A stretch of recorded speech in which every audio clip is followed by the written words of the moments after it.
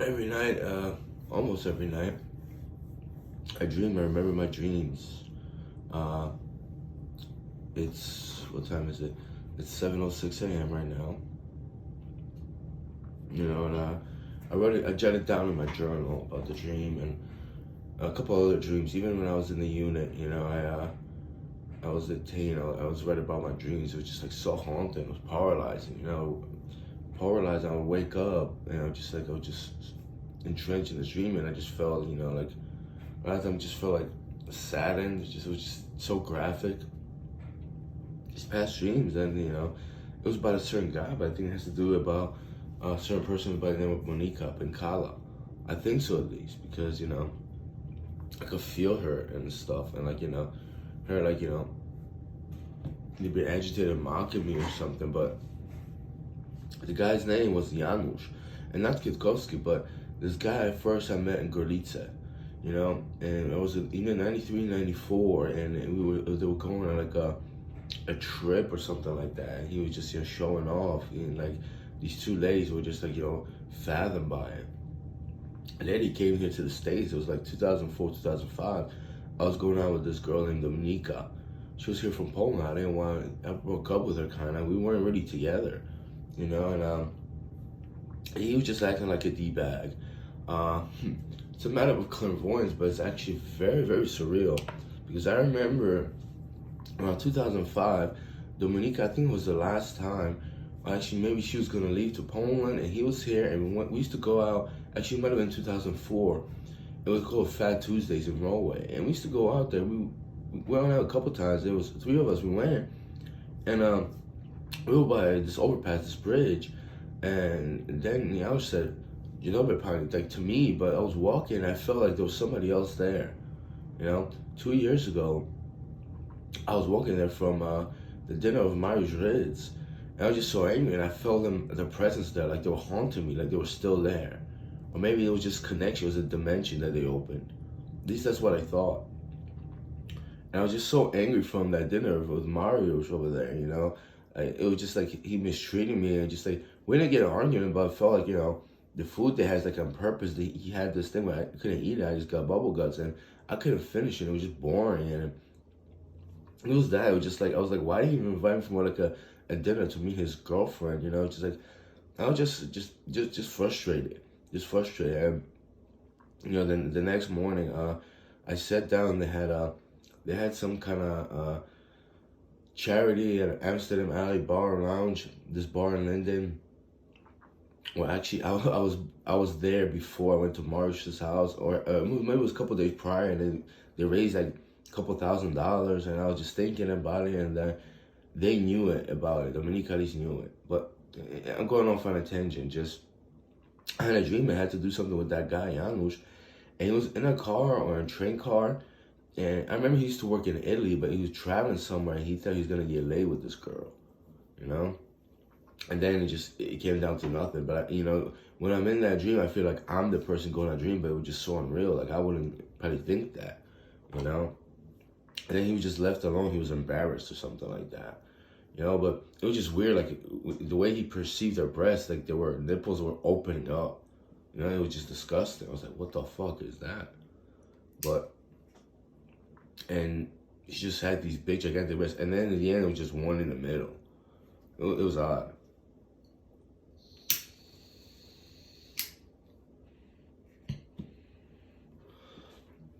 And then, I saw a house that had like a yellow siding, something like that. It was just deteriorated. I just felt like, what if I just buy it and fix it up? I could buy that house probably. I would like to buy it. I don't know if I felt like I would sell it for, that's what I would do. I was just gonna fix it up and minimally sell it for a minimal price for a family.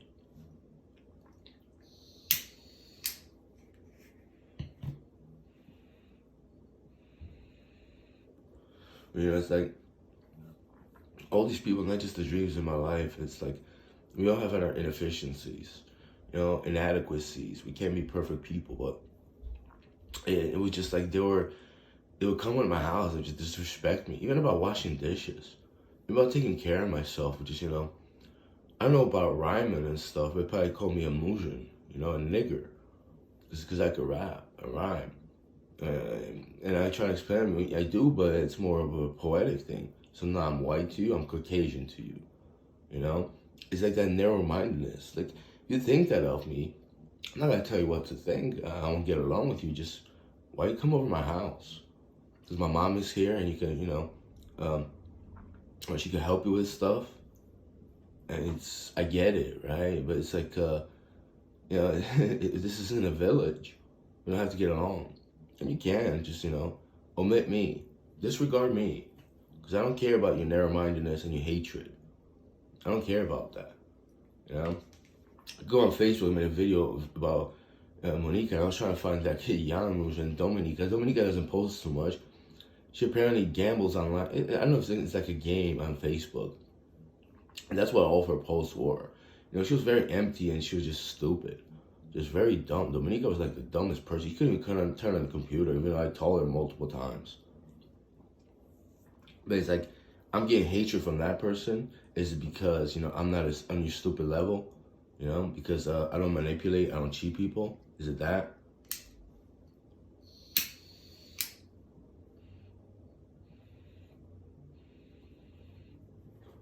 And, it's like, as far as my writing goes, it's just, something that I enjoy. It's just something that makes me feel really good. Like the last song I uploaded, the spirit song, I forgot the title, but I gave it a title. It doesn't sync, my voice doesn't sink in too well. I need to practice it. Maybe I won't, but as far as just hearing the beat, the melody, and just writing to it, it felt really good. And it does sound kind of like certain like Cormega would rhyme, and that's his style. And certain parts are like, oh well, that's kind of like he would say it. I wasn't thinking nothing of it. I just that's how I write. That's what I was thinking, and I was true to myself when I wrote that. I wasn't just saying things just to make it how to rhyme. I wouldn't do that. That's disgusting. That's cheap. That's fake. I'm not.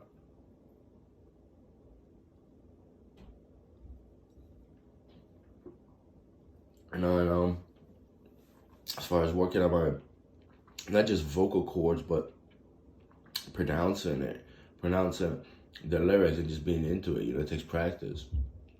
I could imagine just memorizing all that and performing it live, but maybe that's the first I need to do, just memorize it. And if I memorized, I could probably just, reiterate it better, because I could feel it instead of just, having it on my laptop and just reading it, which is easy. It is still fun, but what's more fun sometimes is just actually writing it to the melody, and just actually feeling, being in the moment. It feels really good. I'm not gonna say it's empowering, but it's a talent, but also it feels like, I'm doing it. Like, this is really awesome. Like yesterday, just riding my bike, and I have bruises underneath my legs and my ass cheeks from sitting on the seat, which I rarely do on a bike. But it was just so cold and windy, and I haven't ridden in like 2 months. I haven't ridden my bicycle in 2 months, so I just felt like, out of shape. But I did like 4 to 5 miles, maybe 3 to 4 miles, I don't know. I went to a grocery store, I went to a liquor store, and I came back home. I didn't even touch the beer, I was just so exhausted from that. I was like, wow, I was tired. And the beautiful thing is, when you ride like that, I remember having moments like that. Above my knee, my muscles just like, they were twitching for like a couple minutes, and then I relaxed. I didn't massage them. Honestly, a hot shower and massage would have been the best thing, but I didn't do that. I hung around for like 30, 40 minutes, and then I just went to sleep. Oh, I started eating. I got so hungry, I was like, wow, I was so hungry. I was like, I felt bad. I was like, geez, I don't want to eat like that tonight. But it's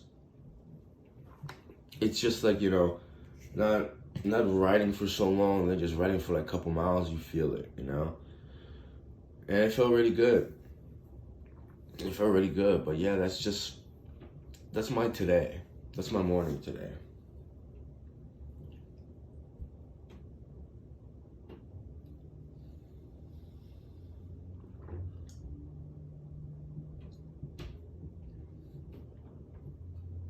My cat Chunya is on the bed. She always was a softie. They all are. You know, especially when you show them compassion and love, and you know you admire them. You're kind to them. They give you so much kindness you wouldn't believe. It's the coolest. That's why I like them more than people. Because the people I had in my life didn't have any of that. And it happens that she purrs and she's soft, like all of them are. You know? And she puts her hands, I don't even say hands, I don't even say paws anymore. She puts her little hands on me, on top of my hand. She takes her leg, she has to touch me with her leg and a hand. I think it's it's a sign of admiration, it's a sign of, happiness. She has to show me affection. And it's the sweetest thing, But, yeah, it's just like, I was thinking, like, imagine being in a relationship with a female and maybe it wouldn't go right, this and that, who knows, maybe she would get pregnant with kids, but you gotta go work, this, sustain a living and you do it what, for love? Or is it just the sex? If it's just the sex, it's like, you could overcome that. Imagine just following like the relationships I had, including Dominica over there, Amber, Cynthia, It's like all these girls and and it was just empty. It's empty and it would have been a heartache. It would have drained me, And it wasn't just, it's not about, well, females are this. No, it's just about companionship that really isn't about for the better of me, Whatever it is, it's for them and to hurt me. Especially with the first girl I mentioned, All it was is just, her manipulating and hurting me. It was just a false relationship. Like, why would I want that? Was anything nice, She made me think twice. Both of them, Dominica and Amber, made me think about, just relationships in general. I didn't want them anymore. I didn't want anything to do with anyone. Especially a romantic one. It was disgusting.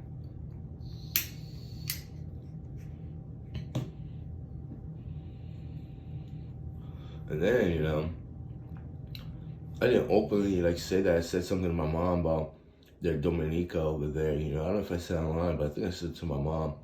And then Dominica's friends with Agnieszka, my cousin, and she just, she went over my house one day, and she came over my house. She was like, "Oh, if I would known you felt like that, I would have never introduced you to her. She's my friend."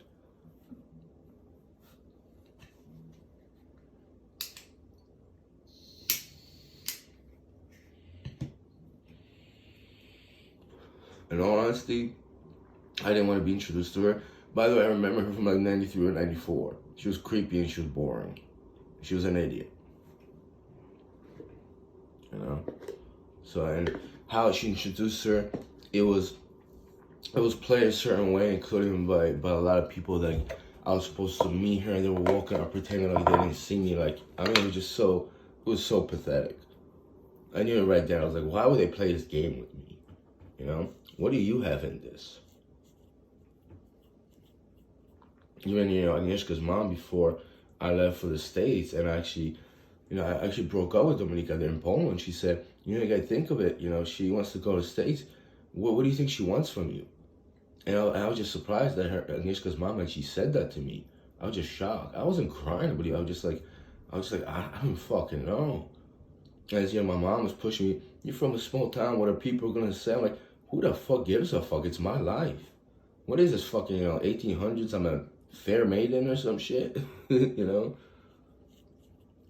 Because, people were saying that, oh, he's from America and rejected it. I don't give a fuck about that. The passport I have doesn't make me who I am. It shouldn't make you as well. Stop being simple-minded. I don't put up with simple-mindedness. It's disgusting. It's unbecoming. It's classless, I should say. It's like I'm not going to be sold on the market for my freaking, citizenship. And what, I took 2-3 hours and I wrote a sentence? Well, I waited 11 years for that shit, but it's like, so fucking what? Why did you just, in the 80s, just come with your family and come to the States and hit a journey? Oh, because you're going to have more money, better job, better prospect. Is that what it is? It's like, there's so many benefits to living in Poland or in Europe, That was pre-European Union, but even if that, could have traveled. You know, it's like, yeah, I mean, there's people that worship New Jersey. Like, wow, man, kind of like Gorlitza there. Zamkova, huh? So vamos vivo. You know, it's like, what do you think is so special? You know, you watch a lot of TV, or you get that dollar, right?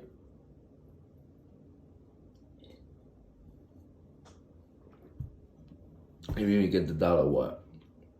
You're gonna buy you something nice here from Walmart? Is that what you want? You have nice things over there?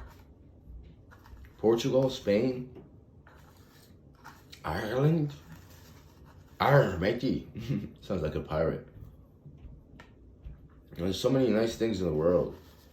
And, you know, by the way, you're in Europe, like, Africa is south of you. You go through Spain to, like, you know, Morocco, Algeria.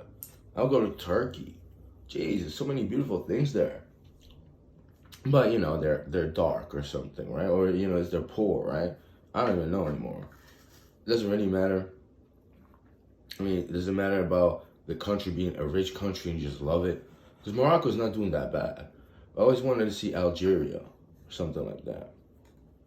Algiers. That was Sahara. Serengeti, just right through it, like even they beat up a Land Rover, Range Rover or something. See, like, actual lions. And just, you know, go to Mexico, not so much Cancun, but go to the little towns, villages, just travel. Have an experience, you know? That's what a swashbuckler would do. Swashbuckler won't be tied to somebody that uses him for a couple dollars. It's disgusting. And what if, like, you had a child with her? Oh, I'd be miserable. Miserable. Any of them.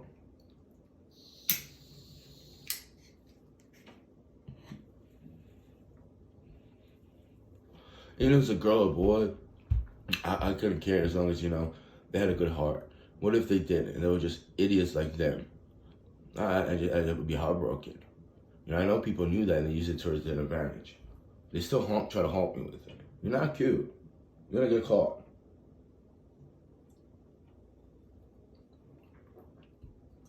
Funny thing about my dreams is I dream about people's lives that I wasn't even there. Screw dreaming about the future. How about dreaming of the past and people's lives that I wasn't even aware of? Pretty freaky, huh? You want to come in my house, disrespect me so I could tell you about yourself?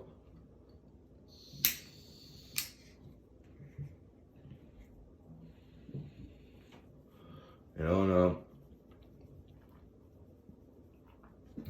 and it was just very, very, very, just a surreal past I had, you know? Like, that's not what I want to be. I was too nice to people to a certain degree. And certain times I stood up for myself. I said, well, there's this and that. But it's just like, there were just too many people around me. My family, my relatives. That I don't call family. My relatives, blood relatives. That's not family. My family's sleeping in there and two of them are potty outside, you know, going potty. That's my family. Even though they're not human. They have more humanity than these people.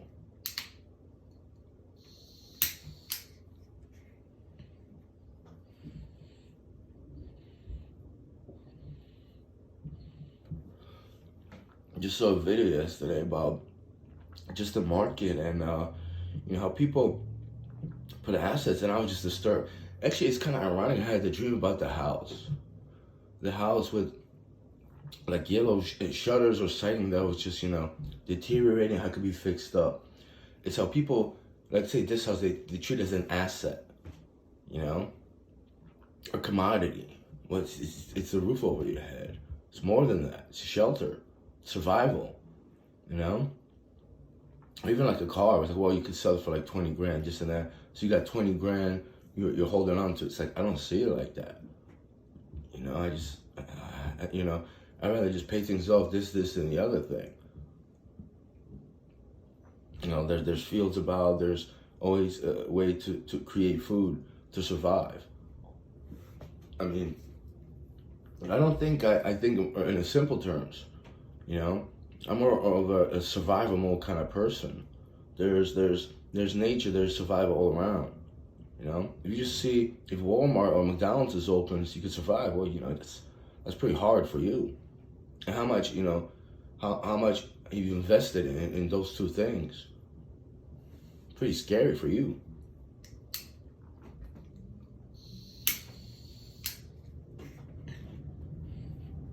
That's that plastic life you have. That's that plastic mind mentality. It's non-existent. It could be easy it could easily fall apart. Nature is pretty strong, but also it survived. It survived a lot. It survived you. Maybe I should write about something like that. Thing is, I have to make it beat first in order to sync your product, because I have so many written things and it just doesn't correlate with how I want to say it. Unless I take the context of it and, I change it around. So that's my kind of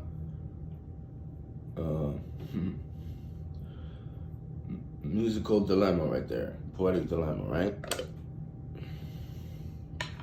But, yeah, it's just, I think people just, they put value on things that shouldn't even put value about. And that's what the video was about. It was somebody else talking about it, someone that just understood it, understood a lot of stuff. And then he was saying that the consequences in the future might be dire, Not just in America, but I think all over the world. But he was talking from the American standpoint. How it's just a lot of toxicity and, for lack of better wording. And I mean, look at this, not just the stock market, but the Federal Reserve, at least in my opinion, is that people say, oh, it doesn't matter. So you can just take money and, print money. Inflation just doesn't matter. I mean, Jesus, well, why don't you just borrow money, take money, and just, have money in the air? Debt, People live on debt. I mean, look at credit cards, this and that. You pay with credit card, this and that. That's just the simplest thing you could show. It's disturbing, It's disturbing to live like that. Like, I don't want that to be looming over me. I don't believe in that. It's toxicity. It wears you down. It's immoral. I don't do well with immorality. I'm not into it. Eventually, it will end. Look at the Great Depression, the 20s and 30s. It's, well, why go through that? A recession is a healthy thing to, the economy clean itself up. Well, you create something like that, eventually it's going to have to do it anyway, isn't it? Something to that effect, Why not just, I don't say live for the moment, but take care of yourself as you go along. Be honest.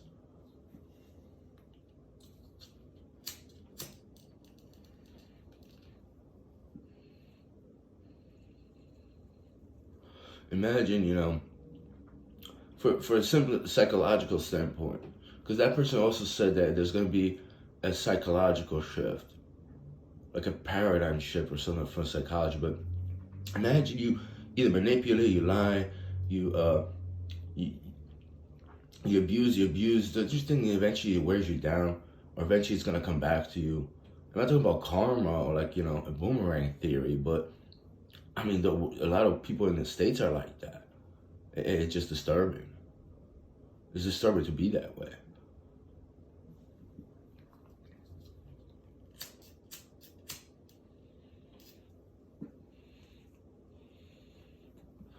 I'm not even going to talk about the medicine part, that the Klonopin,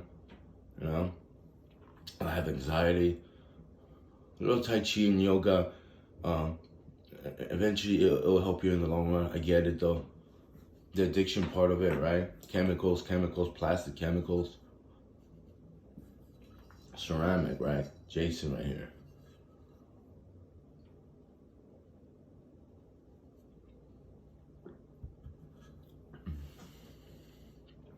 Someone like him. Story goes, he drowned as a kid and nobody wanted to help him. There were people laughing at him. He haunted the river. He took lives afterwards. That's it's a tragedy right there. This isn't a joke. I don't think you know how it feels like to drown. When coronavirus hit, pandemic hit, there was people saying when you're on a ventilator, you know, when you couldn't get congested, it's like it's basic instinct to fight for a breath. And you're inhumane if, you know, you're not compassion for somebody like that. Very inhumane. You know, you can have as many museums and stories and this and that. You're never gonna learn.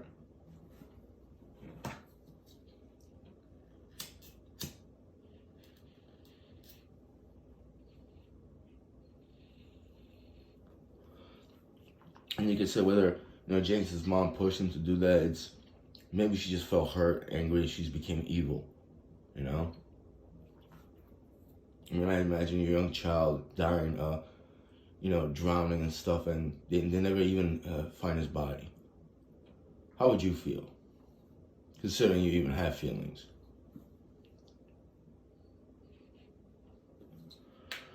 But, you know, just going off on a tangent again, it really is about morality. And you could equate that to economics as well. It's really that simple. You know, that video was, the person was talking was much more concise and detailed. I mean, obviously the person spent time in economics and finances. I haven't. I just, you know, I see a lot of either debt, mortgages, and people just abusing one another in the system for their own personal gain. It's really that simple. It's disgusting. I don't want no part of it, including a job when people just, you know, either my debit card or my Polish bank or whatever bank I have, they're gonna take money out of. Or I'm gonna lose a couple $100. Be like, well, it just doesn't add up. What is this? It just this money dissipated here, here, and here. What do you get out of that? People steal your thoughts, your well-being for their own purpose. You think that's gonna haunt you? Should.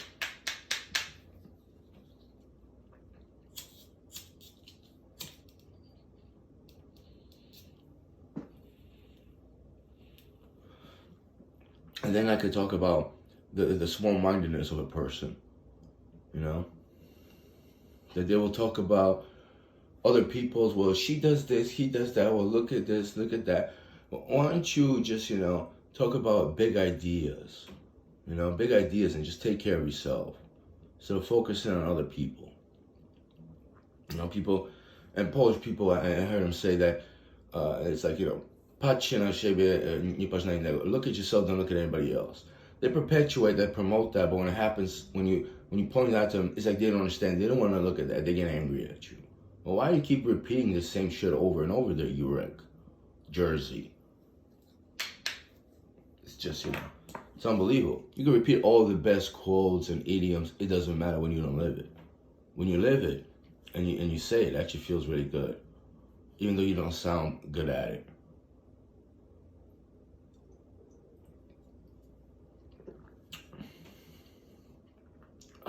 Just another morning with coffee.